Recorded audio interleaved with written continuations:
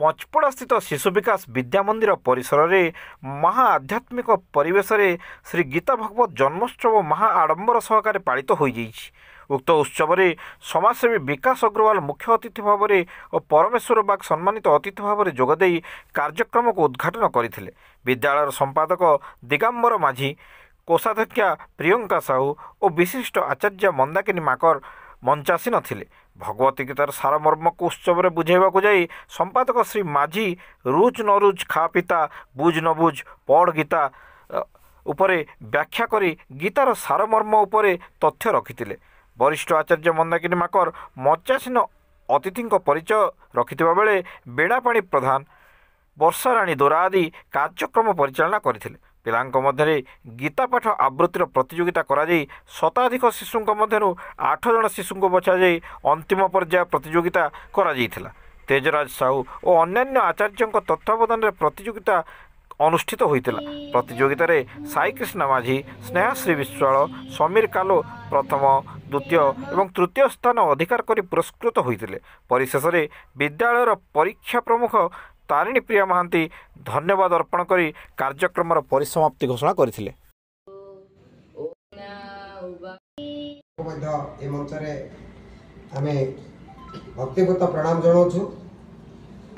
उपस्थित मंचासीन अतिथि मो परिचय रखुची। प्रथमे आज भगवत गीता जन्म अवसर रे जी आज मुख्य अतिथि भाव में आम शिशु विकास विद्या मंदिर उपस्थित अच्छा परिचय मो प्रथमे रखुची। से महामानव जड़े समाज कल्याण रे लिप्त, जमती गंगाधर मेहर पदे कही पर उपकार पुण्यमय व्रत पालती महत जन, पर उपकार पुण्यमय व्रत पालती महत जन, पर उपकारे उर्वी दिवाकर दियंती शस्य किरण। से भी मध्य जड़े आज आम एमती अतिथि पाइचु। से पर उपकार अन्यर मंगल जे काम कर समाजसेवी कहू। मान्य विकास अग्रवाल महोदय जे कि मंचर आज मुख्य अतिथि भाव में अच्छा तेणु आम सम्मानित करवा। ठीक ताकर दक्षिण पार्श्व जी अच्छा आज सम्मानित अतिथि यही कार्यक्रम माननीय परमेश्वर बाग महोदय, तेणु से भी मध्य आज निजर आग्रह देखाई आम कार्यक्रम सामिल होती।